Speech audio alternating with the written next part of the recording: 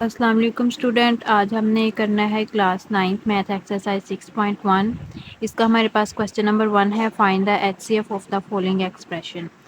तो हम आपके पास जो है वो दो एक्सप्रेशन दिए गए हैं। फर्स्ट एक्सप्रेशन आपके पास है 39x पावर टू एक्स की पावर 7 वाई की पावर 3 और z की पावर आपके पास 1 है, and 91x raise to power 5 y raise to power 6 and z raise to power 7। तो इनका आपने एचसीएफ फाइंड करना है। एचसीएफ हमें पता है कि हम कैसे फाइंड करते हैं, उसमें हम कॉमन फैक्टर लिखते होते हैं, ठीक है। इसके लिए हमें जो है वो दोनों एक्सप्रेशंस की फैक्टराइजेशन करवानी पड़ेगी।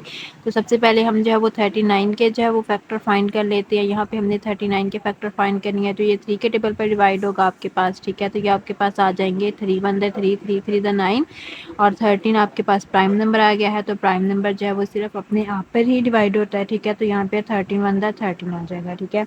तो आपने यहाँ पे 39 की जगह क्या लिखा है, 3 मल्टीप्लाई 13। उसके बाद बच्चों आपके पास आ गया यहाँ पे x 7, ठीक है। अब दूसरे एक्सप्रेशन में देखें, आपके पास है x 5। अगर तो दूसरे एक्सप्रेशन वाले x की पावर जो है वो इससे छोटी है, तो फिर आपने इसको जो है वो इसके टर्म में तोड़ कर लिखना है, ठीक है।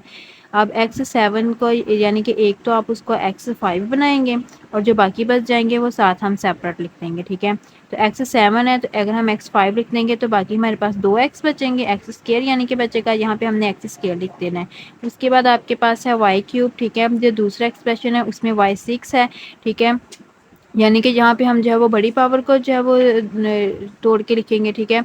तो छोटी पावर y3 है, इसको हमने एज इट इज़ लिख देना है। इसके बाद है यहाँ पे z की पावर 1 है और यहाँ पे z की पावर है 7। तो ये छोटी पावर है तो इसको ऐसे लिख लिया, यानी कि जो दोनों एक्सप्रेशन में जो आपके पास छोटी पावर्स हैं उनको एज इट इज़ लिखें, जो बड़ी पावर्स हैं उनको छोटी पावर्स के टर्म में तोड़ कर लिखेंगे, ठीक है।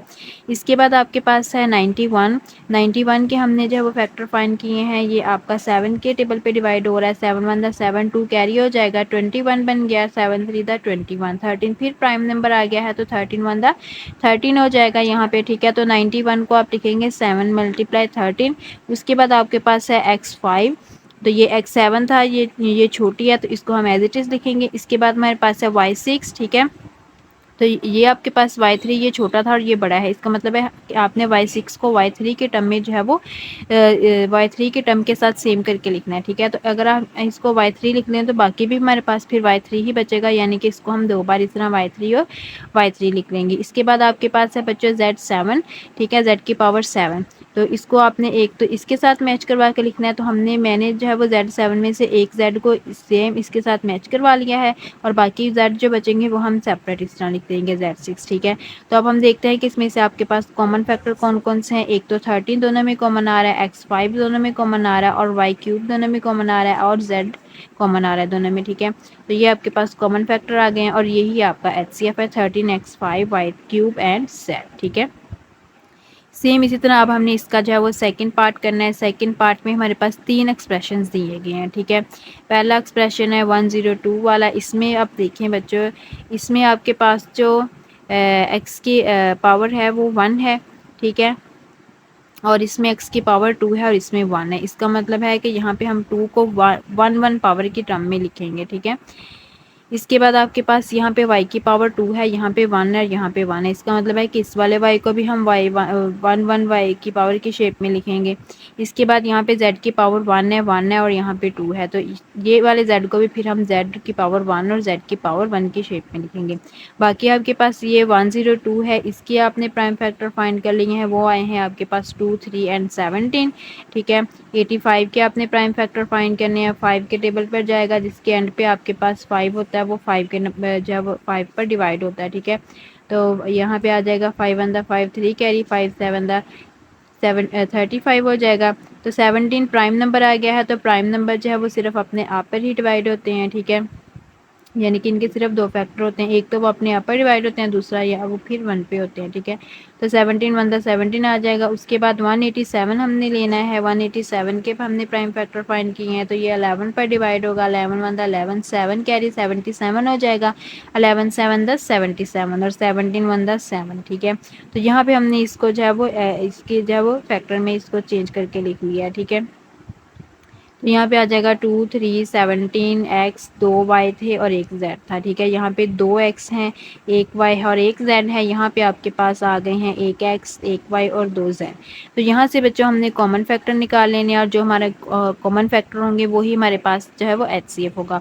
तो आपके पास यहाँ पर जो है वो 17 कॉमन आ रहा है और यहाँ पर आपके पास एक्स कॉमन आ रहा है। कॉमन हमने वो लेने हैं जो तीनों में हो। ठीक है, HCF में हमने हर एक्सप्रेशन में से कॉमन निकालने होते हैं। ठीक है, तो यहाँ पे आपके पास y तीनों में आ रहा है तो y आ गया। ये z तीनों में, एक एक z तीनों में आ रहा था वो हमने कॉमन ले। इसके अलावा कोई भी ऐसा नंबर नहीं है जो तीनों में कॉमन आ सके, इन तीनों लाइंस में से कॉमन निकल सके। ठीक है, तो यही हमारे पास क्या बन जाएगा, हमारा HCF बन जाएगा। ठीक है, अब बच्चों हमने इसका क्वेश्चन नंबर 2 जो है वो स्टार्ट करना है। उसमें आपको जो है वो पोलिनोमियल्स दिए हुए हैं और आपने उनका HCF फाइंड करना है बाय प्राइम फैक्टराइजेशन। ठीक है, यानी कि आपने इनकी जो है वो फैक्टराइजेशन करनी है। ठीक है, तो यहाँ से देखें ये आपके पास क्वेश्चन है x square plus 5x plus 6 और दूसरा पोलिनोमियल है x square minus 4x minus 12। पहले हम फर्स्ट वाले पोलिनोमियल की फैक्टराइजेशन कर लेते हैं। ठीक है, यहाँ पे आपके पास है x square plus 5x plus 6। तो फैक्टराइजेशन करने का मेथड बच्चों क्या होता है कि आपने एक तो लास्ट वाली कॉन्स्टेंट टर्म लेनी होती है और जो फर्स्ट आपके पास हाईएस्ट डिग्री का वेरिएबल होता है उसका आपने कोफिशिएंट लेना होता है। ठीक है, तो यहाँ पे x के साथ कुछ भी नहीं था तो यहाँ पे हम जो है वो 1 लगा सकते हैं, यानी कि जिसका कोफिशिएंट कोई ना हो उसका कोफिशिएंट क्या होता है, 1 होता है। तो 6 को अगर हम 1 से मल्टीप्लाई करें हमने, यानी कि इन दोनों को मल्टीप्लाई करना है आपस में, तो 6 वन 6 आ जाएगा। अब हमने क्या करना है होता है कि हमने दो ऐसे नंबर लेने होते हैं कि जिनको मल्टीप्लाई करने से तो यही वाला 6 बने,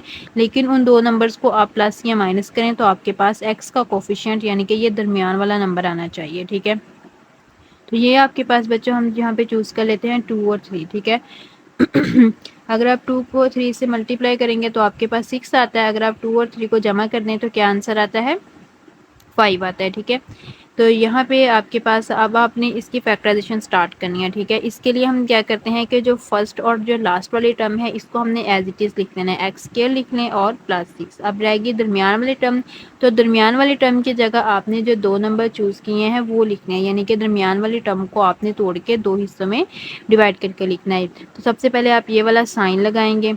ठीक है, इनमें से जो बड़ा नंबर है वो आप पहले लिख लें, हमने 3 लिख लिया है। उसके साथ हमने ये वाला वेरिएबल लगाना है, एक्स इधर एक्स है तो हमने इसके साथ एक्स लगा देना है। उसके बाद हमने लगाना है यहाँ पे प्लस का साइन। उसके बाद हमने ये दूसरा नंबर लगाना है, ठीक है, जो कि छोटा है और इसके साथ हमने लगा देना है यही वेरिएबल एक्स। ठीक है, तो यहाँ पे जो साइन आपने लगाना है वो इस वैल्यू के हिसाब से लगाना है। अगर आप यहाँ पे माइनस का साइन लगा रहे हैं तो 3 - 2 1 हो जाएगा, जबकि हमें यहाँ पर 5 चाहिए। इसका मतलब है यहाँ पे आपने साइन कौन सा भी लगाना है, प्लस का, ताकि आप 2 को 3 में प्लस कर सकें। इसके बाद जब आप ये वाला काम कर लेते हैं तो फिर आपने इनके जो है वो दो दो पेयर कर लेने हैं, पेयर बना लेने हैं इनके। ठीक है, तो पहले पेयर में से जो चीज़ कॉमन आएगी वो आपने लिख लेनी है। उसके बाद अगले पेयर में से जो चीज़ कॉमन आएगी वो आपने लिख लेनी है कॉमन निकाल कर। ठीक है, तो इन दोनों में से बच्चों देखें यहाँ पे आपके पास एक्स स्क्वायर है यानी कि 2 टाइम एक्स आ रहा है और यहाँ पे आपके पास 1 टाइम एक्स आ रहा है। तो जो छोटी पावर वाली वैल्यू होती है उसको हम कॉमन लेते हैं, तो आप 1 टाइम वाला एक्स कॉमन ले लेंगे। तो इन 2 एक्सिस में से एक एक्स कॉमन चला गया, यहाँ पर आपके पास एक एक्स बचेगा, यहाँ पर प्लस, और 3 एक्स में से एक्स आपका कॉमन निकल आया है, यहाँ पर आपके पास 3 बचा है। इसके बाद अगली दो टर्म्स की बारी है। इन दोनों में से बच्चों देखें एक्स तो इसमें है, इसमें नहीं है। ठीक है, इसका मतलब है कि एक्स कॉमन नहीं आएगा। तो आप देखें यहाँ पे 2 है और यहाँ पे क्या है, 6 है। ठीक है, तो यानी कि 6 जो है वो 2 के टेबल में आता है। इसका मतलब है कि हम 2 कॉमन ले सकते हैं, यानी कि 6 2 पर डिवाइड हो सकता है। ठीक है, तो आप 2 कॉमन ले लें तो यहाँ पे फिर अकेला एक्स बचा है, तो 6 को 2 पर डिवाइड करें तो क्या आंसर आएगा, 3 आंसर आएगा। ठीक है, तो यहाँ पे आपके पास ये जो ब्रैकेट है, ये ब्रैकेट्स जो हैं वो दोनों सेम होनी चाहिए। अगर ये ब्रैकेट सेम होंगी साइन समेत तो फिर आपकी फैक्टराइजेशन जो है वो ठीक होगी।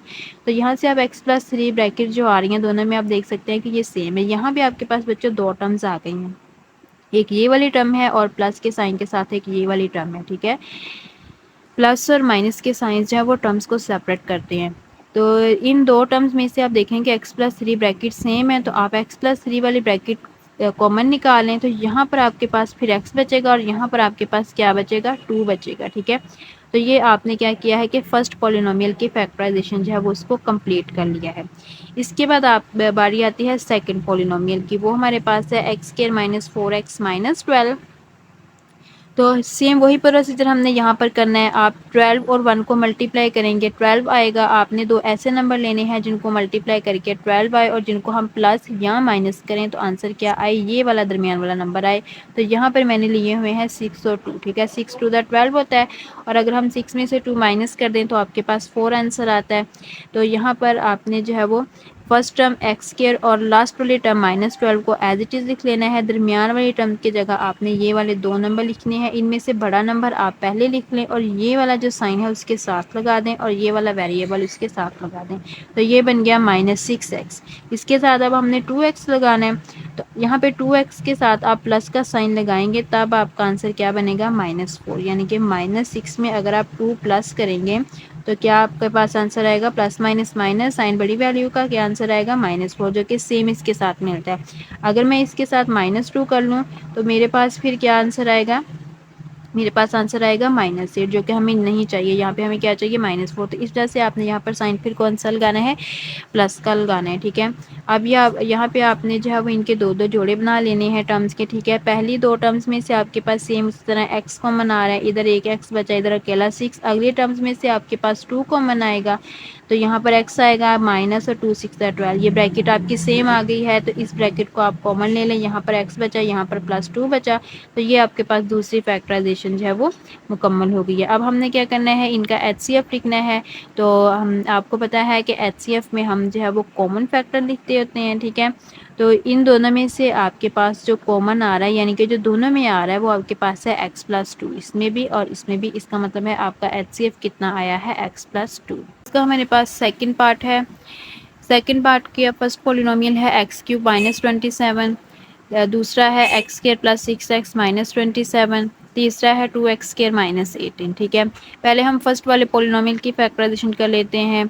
ये आपके पास x³ -27 इक्वल टू, ठीक है, ये x का क्यूब है, इसको मैं ब्रैकेट लगा के बाहर लिख लेती हूँ। यहाँ पे है -27 और -27 किसका क्यूब होता है, 3 का। यानी कि अगर आप 3 को जो है वो 3 टाइम मल्टीप्लाई करें तो आपके पास क्या आंसर आता है, 27 आता है, ठीक है।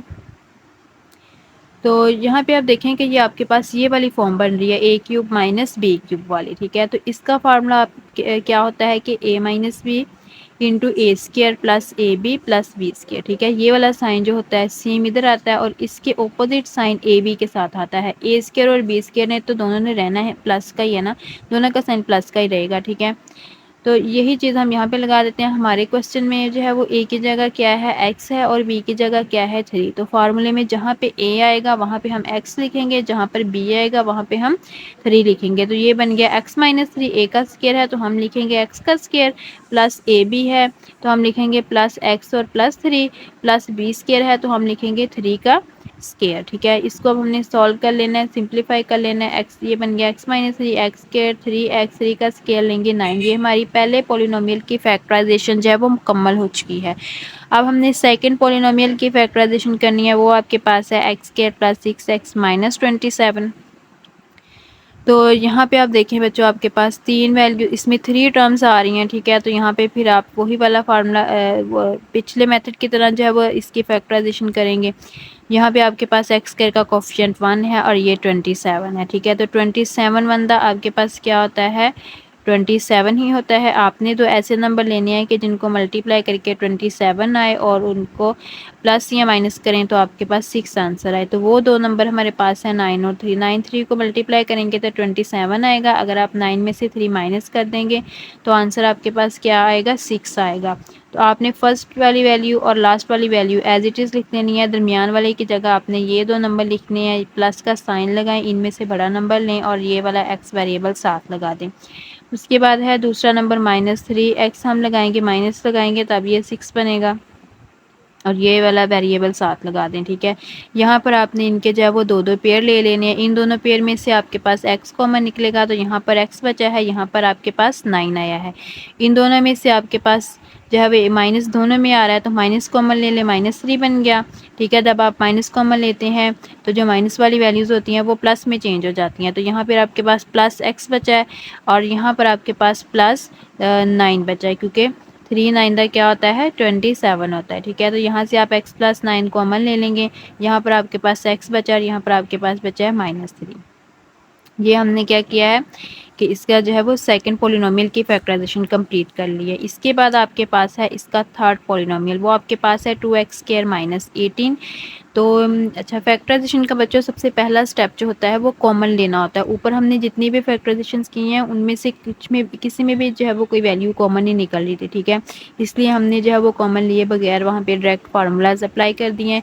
यहाँ पे आप देखें कि ये यहाँ पे आपके पास इन दोनों वैल्यूज़ में से आप 2 कॉमन ले सकते हैं। अगर हम 2 कॉमन ले लेंगे तो x² बचा और 18 की जगह क्या आएगा, 9 आपके पास आ जाएगा, ठीक है। तो यहाँ पे आपके पास आ गया x² माइनस 3², ठीक है। तो ये आपके पास बन गया a² माइनस b² वाला एक फॉर्म बन गया आपके पास, ठीक है। तो यहाँ पे अब a² माइनस b² का फार्मूला क्या होता है, a plus b into a minus b, यानी कि आप इन दोनों को एक बार प्लस में लिखेंगे और एक बार इन दोनों को माइनस में लिखेंगे, ठीक है। तो ये आपने तीसरे की फैक्टराइजेशन कंप्लीट कर लिया, ठीक है। अब आप देखिए कि इन तीनों में से आपके पास जो है वो x माइनस 3 कॉमन आ रहा है। इसका मतलब है कि हमारा HCF क्या हो जाएगा, x माइनस 3, ठीक है। इसके नेक्स्ट पार्ट हम अगली वीडियो में करेंगे, ठीक है। तो इन क्वेश्चंस की अगर आपको समझ नहीं आई तो आप कमेंट में मुझसे जो है वो पूछ सकते हैं। अल्लाह हाफिज़।